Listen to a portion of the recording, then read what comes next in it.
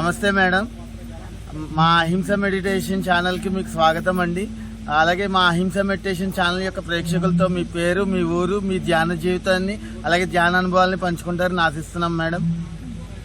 Okay master, మాది రాజమండ్రి దగ్గర పిల్లంక గ్రామం అండి. ఓకే, నా పేరు శ్రీలక్ష్మి. నేను మొన్న ఉగాది ఉత్సవాలకి సంవత్సరం అయిందని మెడిటేషన్లోకి వచ్చి నేను భగవద్గీత ఒక గత 5 సంవత్సరాల నుంచి భగవద్గీత చదివేదాన్ని. మా ఇంటి దగ్గరికి మాస్టర్లు వస్తూ ఉండేవారు. ప్రతి ఒక్కరిని ఇరుగు పొరుగు వాళ్ళందరినీ కూడా పిలిచి భగవద్గీత చెప్పడానికి వచ్చారని చెప్పి నేను అందరినీ పిలవడం ఇలా చేయడం జరిగింది. నేను భగవద్గీత కూడా చదివేది అనమాట అండి. అయితే నాకు ఎందుకో ఒక రోజు అనిపించింది మాట, ఇంకా ఏదో ఉంది, నేను ఏదో తెలుసుకోవాలి అన్న లోపల నాలో చాలా తపన ఎక్కువగా ఉండేనమాట అండి. ఆ టైంలో నేను వివేకానంద స్వామి జీవిత చరిత్రలో చదివాను.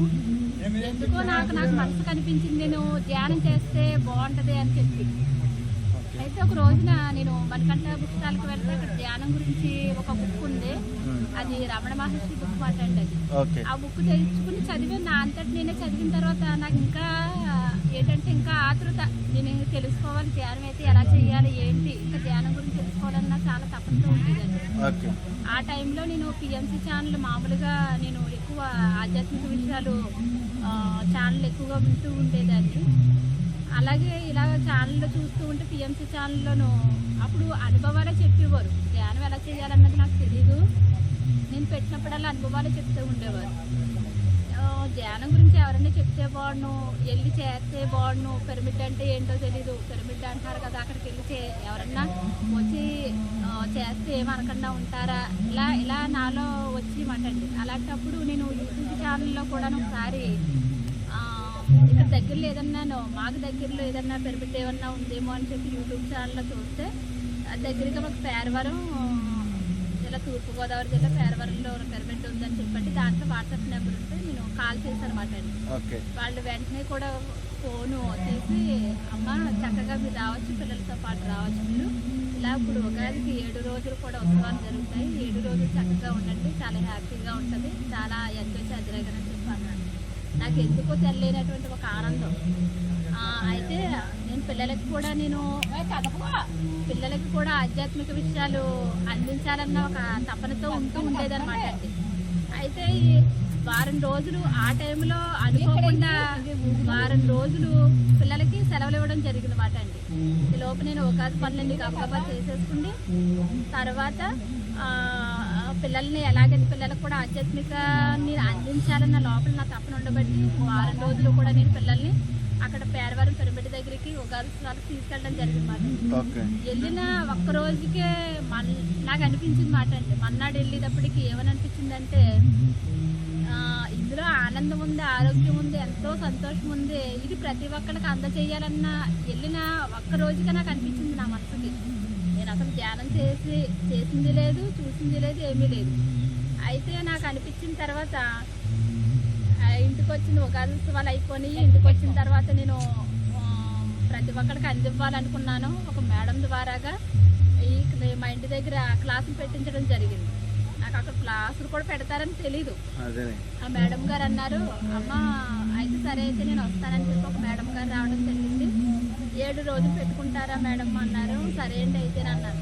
అప్పుడు కూడా క్లాసులు పెట్టిన తర్వాత పెట్టిన 2వ రోజుకి నాకు ఏమనిపించిందంటే, ఈ ఆత్మజ్ఞానాన్ని ఒక 7 రోజులతోటి సరిపెట్టడం కాదు, 41 days పెడదాము.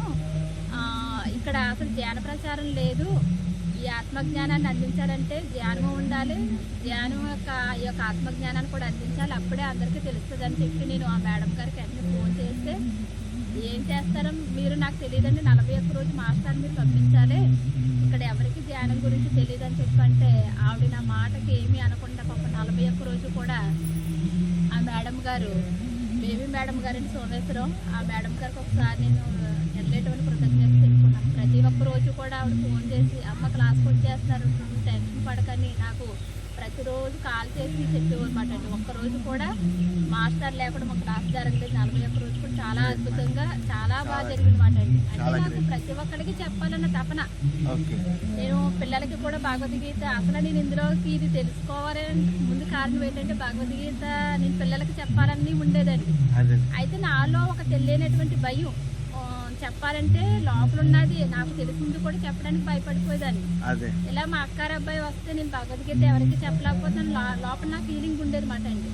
అదే. మా అక్కారు అబ్బాయి అన్నాడు, అయితే పిన్ని నువ్వు చెప్పాలనుకుంటున్నావు కాబట్టి నువ్వు ధ్యానం చెయ్యి, ధ్యానం చేస్తే నువ్వు చెప్పడానికి నువ్వు చెప్పగలుగుతావు, నీలో భయం పోతుంది అని చెప్పి అన్నాడు.